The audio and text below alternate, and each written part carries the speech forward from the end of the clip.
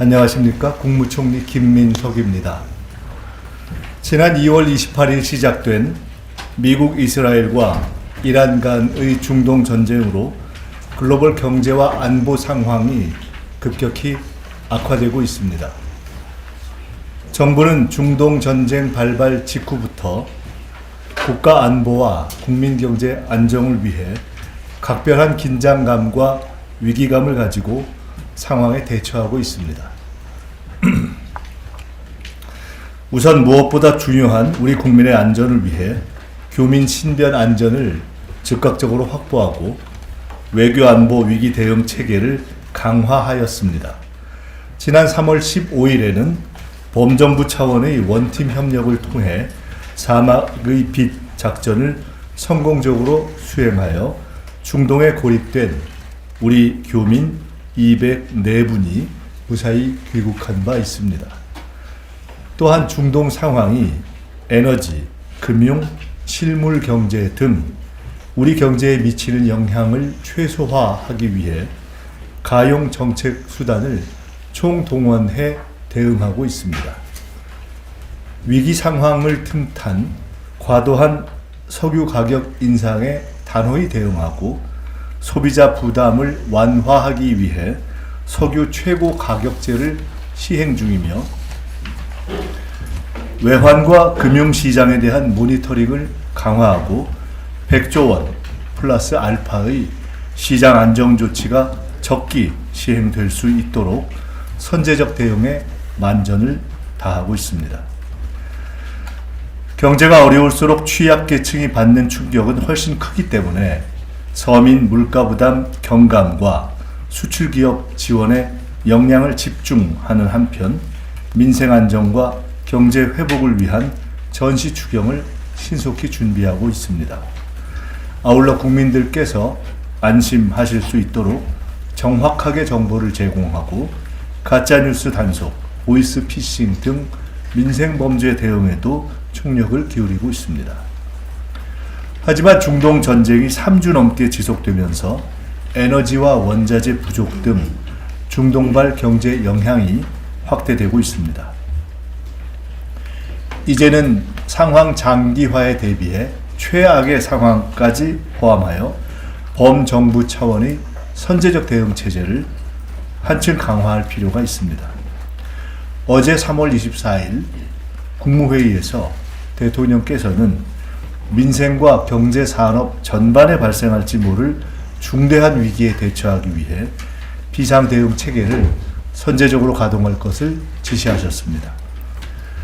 정부는 비상한 상황에 맞춰 비상하게 대응하겠습니다. 대통령 주재 비상경제점검회의를 최고 컨트롤 타워로 해서 국가 역량을 결집해 나가겠습니다. 이를 뒷받침하기 위해 정부에서는 총리를 본부장으로 하는 비상경제본부를 두고 범부처 원팀으로 대응해 나가는 한편 이와 별도로 청와대에는 비상경제 상황실을 가동할 것이고 상세한 내용은 청와대에서 별도로 브리핑할 예정입니다. 총리가 본부장인 비상경제본부는 기존의 경제부총리 주재 비상경제장관회의를 총리 주재로 격상하면서 확대 개편하는 것이고 경제부총리는 부본부장으로 실무대응반을 총괄하게 됩니다. 비상경제본부 회의는 중동 상황 전개에 따라 개최 주기를 탄력적으로 운영하되 당분간 주 2회 개최하겠습니다. 매주 1회는 본부장인 총리가 직접 주재하고 나머지 1회는 부본부장인 경제부총리가 주재함으로써 급변하는 상황에 기민하게 대응하고 각 부처와 분야별 대응에 빈틈이 없도록 유기적 연계를 강화하겠습니다. 비상경제본부 산하에는 복합 위기 상황에 대한 종합적 대응을 위해 경제 분야는 물론 복지, 외교 분야를 망라한 5개 실무 대응반을 운영합니다. 거시경제 물가 대응반은 경제부총리를 부본부장 겸 반장으로 하여 거시지표 점검과 물가 안정에 총력을 다하겠습니다. 에너지 수급반은 산업통상부 장관이 반장이 되어 유가 및 원자재 수급 상황을 실시간 모니터링하고 필요시 적기 조치를 강화하겠습니다.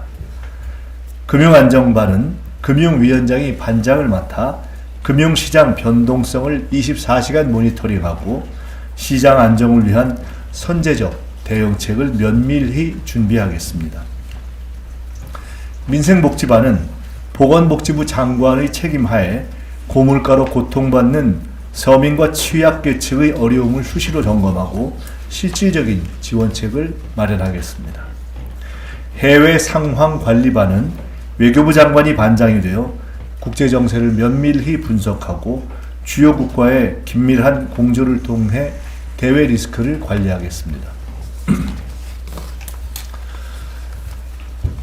대한민국은 과거 외환위기와 글로벌 금융위기 등 수많은 경제적 파고를 국민의 단합된 저력으로 이겨내온 역사가 있습니다.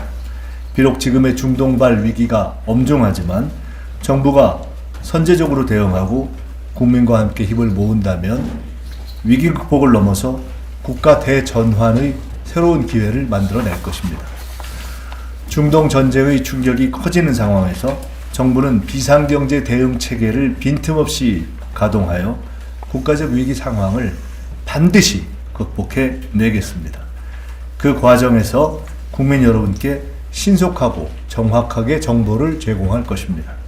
또한 이번 중동 전쟁 대응을 계기로 삼아서 공급망 경쟁력 강화, 자본시장 체질 개선, 에너지 구조 전환 등 위기를 기회로 만들기 위한 중장기 과제도 속도감 있게 추진해 나갈 것입니다. 위기 대응은 타이밍이 생명입니다. 민생 방어와 경기 안정을 위한 추경은 선택이 아닌 필수입니다. 추경의 신속한 처리와 집행에 초당적 협력을 당부드립니다. 국민 여러분께는 대중교통 이용, 생활 절전 등 에너지 절약 운동에 자발적으로 동참해 주시기를 간곡히 부탁드리면서 정부의 대응 체계를 믿고 정상적인 경제 활동에 전념해 주시기를 부탁드립니다. 감사합니다. 이후에 질의응답은 우리 함께 해주신 각 상황반을 담당해서 맡으실 우리 장관님들께서 함께 대응해 주시겠습니다. 총리께서 이석하시겠습니다.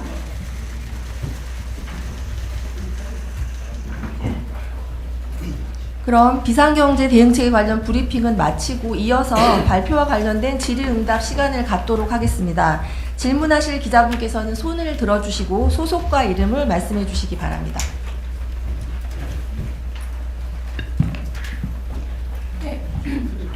네, 아시아경제 손선희 기자입니다.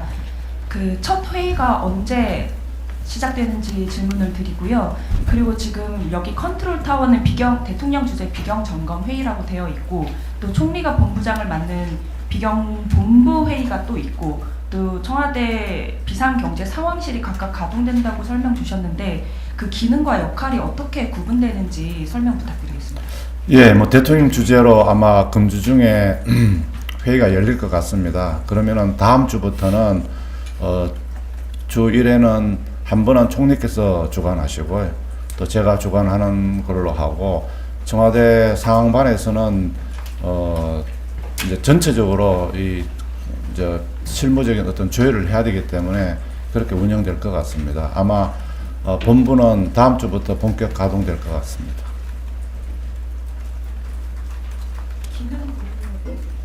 예, 기능은 대통령 주재에서는 큰 전체 그림을 그리고 그걸 또 실행하기 위해서는 내각에서 본부를 운영하고 있고, 총리 주재로서는 또 각 반별로 또 코디네이션하고, 또 거기서 결정적을 제가 또 실무적으로 이행하기 위해서 하고, 그래서 굉장히 촘촘하게 이 구조를 짜서 어디 한 군데라도 누수가 생긴다든지 또는 또 챙겨지지 않는 부분이 없도록 하기 위해서 굉장히 촘촘하게 이렇게 짰다는 말씀을 드리겠습니다.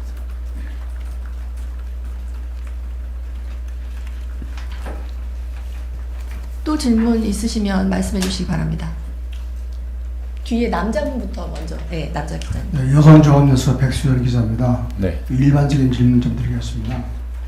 비상시기에 돌입해서 정부의 노력을 깊이 감사드리고 있는데, 항상 그 유류 문제에 있어서 말씀드리겠는데, 유류 문제는 문제가 발생되면은 갑자기 가격이 막 상승합니다.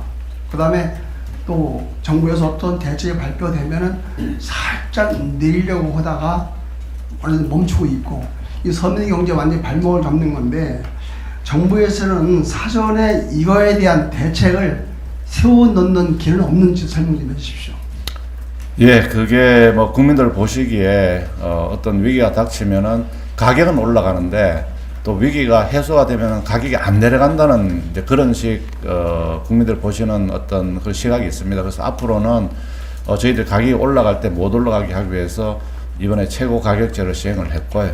아마 이게 정상화된다면은 정부가 적극적으로 시장을 모니터링해서 시장에서 어떤 위기나 또 궁핍을 이용해서 부당한 이익을 얻는 그런 일은 최소화되도록 정부가 모니터링하고 그런 부분에 대해서 담합이라든지 이런 부분이 있는지를 철저하게 챙기겠다는 말씀을 드리겠습니다. 앞으로는 하여튼 그런 부분이 최소화되도록 해나가겠다는 말씀을 드리겠습니다. 네, 감사합니다. 안녕하세요. 저 SBS 김혜영 기자라고 합니다. 그 두 가지 질문을 드리고 싶은데요. 우선 중동 전쟁의 향후 전망이 어떻게 보면 이제 비상경제 대응 체계를 효과적으로 가져가는 데 있어서 아주 중요한 핵심 요인일 텐데요. 현재 정부는 어떻게 그 중동 정세 전망을 어떻게 보고 계시는지 말씀 부탁드리려고 하고요. 두 번째로는 그 이란이 그 국제 해사기구 회원국들에게 서한을 보내서 자국과 사전 조율을 거친 비적대적 선박에 한해서 호르무즈 해협 통과를 허용하겠다고 밝힌 걸로 알려졌는데요. 혹시 한국 선박에 대해서는 어떤 조치를 취한다는 이란 측의 입장을 혹시 전달받은 바가 있는지 궁금합니다. 예, 첫 번째 질문에 대해서는 정부는 이 중동 상황에 대해서 긍정적인 시나리오, 그다음 부정적인 시나리오 다 토탈을 해가지고 어쨌거나 하여튼 하루라도 빈틈이 없게 하겠다 하는 그런 자세로 이렇게 중첩적으로 대통령님, 그다음 총리 주재하시는 회의, 그다음 제가 하는 회의, 그리고 전체적으로 조율하는 또 청와대 모니터링 상황반 이런 식으로 총체적으로 해서 하루라도 저희들은 빠지는 어떤 누수가 생긴 일이 없도록 하겠다는 그런 생각을 가지고 있고요. 뭐 두 번째 부분에 대해서는 뭐 저희들이 외교부 장관님이 좀 상황을 좀 설명해 주시면 더 정확할 것 같습니다. 다시 한번 말씀해 주세요. 네, 그 이란이 국제해사기구 회원국들에게 서한을 보내서 자국과 사전 조율을 거친 비적대적 선박에 한해서 호르무즈 해협 통과를 허용하겠다고 밝힌 것으로 보도가 되었는데요. 혹시 한국 선박에 대해서는 혹시 이란 측의 어떤 입장? 이란 측의 그 기본 입장은 지난 월요일 저녁에 제가 이란 아락치 외교장관과 통화하면서도 전달을 받았습니다. 그러나 문제는 그것이 아니고 과연 호르무즈 해협을 통과할 수 있겠느냐? 이란 측의 그 보장이 모두에게 가능한 것이냐? 여러 가지 복합적으로 다 점검해야 될 것 같습니다. 그래서 지금 그것에 대한 판단을 내리기는 좀 이르다고 말씀드립니다. 예, 그러면은 마치도록 할까요? 질문 없으시면 네. 이상으로 기자 브리핑 마치겠습니다. 감사합니다. 네, 감사합니다.